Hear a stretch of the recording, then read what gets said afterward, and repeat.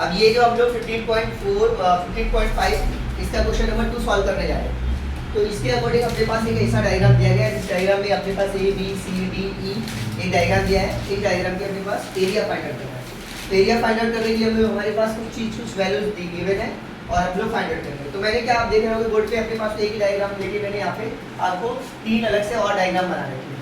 तो इसके लिए हम लोग पहले क्या करते हैं, तो मैंने क्या किया इसके अंदर देखोगे आप गौर से, तो अपने पास एक ट्रायंगल यहाँ पे, एक ट्रायंगल यहाँ पे और एक ट्रायंगल पूरा बड़ा सा यहाँ पे ट्रायंगल। तो इन तीनों ट्रायंगल को मैंने अलग अलग ड्रॉ कर दिया।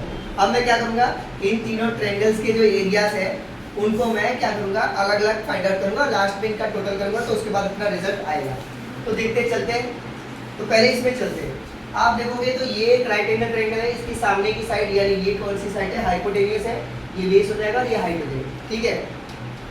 और हम लोग अगर इसका एरिया फाइंड आउट करना चाहते हैं तो अपने पास पहले क्या चाहिए, ये वाली साइड का, ये वाली साइड चाहिए।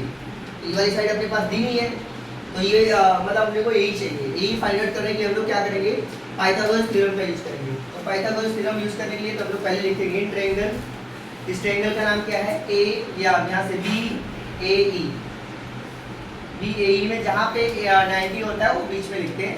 इस ट्रायंगल के नाम इसमें रखेंगे। और जो हमारे पास वैल्यू है, अपने पास वैल्यू है ए बी की वैल्यू 24 दिया हुआ है और इसका ये बड़ा वाला हाइपोटेनियस होगा बी, दैट इज हाइपोटेनियस, और इसकी वैल्यू दी हुई है 30।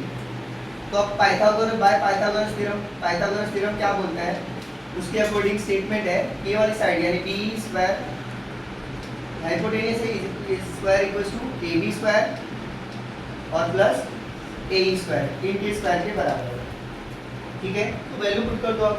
ए बी की वैल्यू क्या अपने पास 24 है, 24 स्क्वायर, और ए ई की वैल्यू क्या अपने पास, दैट इज नॉट गिवन। तो ए ई की जगह आप ए ई रखो, एक्स रखो, एज यू विश। यहाँ पे हम लोग रखते हैं बी की वैल्यू क्या है 30। सो 30 का स्क्वायर क्या होता है, 30 का स्क्वायर 3 3 9 और 0 0 900। 24 का स्क्वायर होता है 576 और ए स्क्वायर। तो ये वैल्यू इधर प्लस होगी तो उधर जाएगी माइनस होगी, यानी 900 माइनस 576 प्लस इक्वल्स टू कितना होगा, ए स्क्वायर। अब इसमें से आप इसको माइनस करोगे तो माइनस करोगे 10 माइनस 4 6, 10 माइनस 6 4 होगा, यहाँ बचेगा 9 9 माइनस 7 2 और यहाँ बचा 6, सो 8 माइनस 5 3। तो 324 ये किसका स्क्वायर है, ये है आपका ए ई की वैल्यू निकालोगे तो 18 का स्क्वायर है, यानी रूट लोगे तो यही आएगा। ये 18 वैल्यू आ चुकी है, मतलब ये हमारे पास ए ई की वैल्यू 18 आ चुकी है। अब हम लोग इसका एरिया फाइंड आउट कर लेंगे।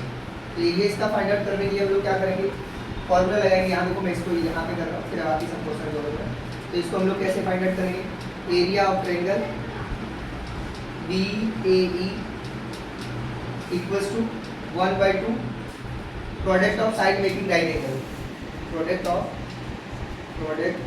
Side making right angle. ये इसकी वैल्यू हम लोग यहाँ पे रखेंगे। तो ये वैल्यू हम लोग रखेंगे, तो product of side making right angle. अब यहाँ पे 1/2, तो कौन कौन सी साइड बना रही है, ये दोनों राइट एंगल बना रहे हैं, यानी 24 इंटू 18। आप इसको कैंसिल करोगे तो ये हो जाएगा अपने पास 12, और 12 की 18 से मल्टीप्लिकेशन करोगे, 12 8 जा 96, 12 1 जा 12 प्लस 9 216 मीटर स्क्वायर। ये आ गया अपने पास, इसको इक्वेशन 1 मान लेना, मतलब इसका एरिया आ चुका। अब आगे चलोगे तो आपके पास ये जो ट्रायंगल है स्केलेन ट्रायंगल। स्केलेन ट्रायंगल क्या होता है, इसकी सभी साइड अलग अलग होती है। तो देखो मैंने इसको यहाँ पे लेके आया, तो ये साइड बी है, तो मैं यहाँ पे डी और ई लिखूँगा, और यहाँ पे सी पॉइंट है तो सी लिखूँगा।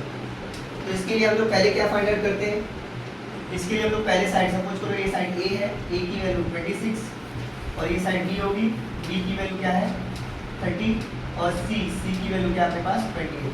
तो हम लोग पहले एस निकालते हैं। एस मतलब सेमी पेरीमीटर, पहले इसको ऐड करोगे A plus B plus C by 2।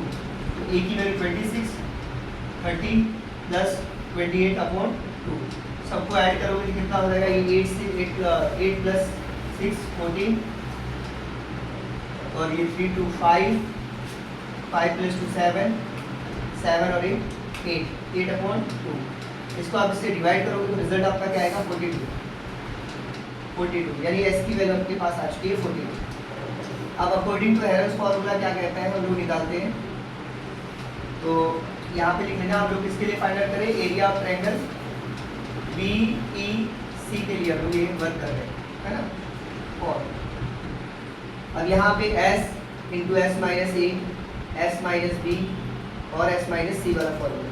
तो जो S की वैल्यू अपने पास आई है, S की वैल्यू क्या है 42, तो आप 42 इंटू 42 देखो S है ना 42 माइनस ए की वैल्यू क्या अपने पास 26, यहाँ पे 42 लिखोगे, 42 माइनस 26, फिर 42 माइनस बी की वैल्यू क्या अपने पास 30, तो आप 30 लिखोगे, यहाँ पे आओगे फिर 42 और C की वैल्यू जो अपने पास यहाँ दी हुई 28, तो आप 28, ये हो गई वैल्यू लिखने के बाद। अब इसको सॉल्व करोगे तो 42 को एज इट इज 42 रहने दो, इसमें से आप माइनस करोगे तो इसमें से आप माइनस करोगे 16 बचेगा, ये आपका 16 हो गया क्रॉस मल्टीप्लिकेशन इनटू 42 माइनस 30 ये 12 होगा इनटू 12 माइनस 18 सॉरी 28 तो ये बचेगा आपका 14। ये सब वैल्यू आती है।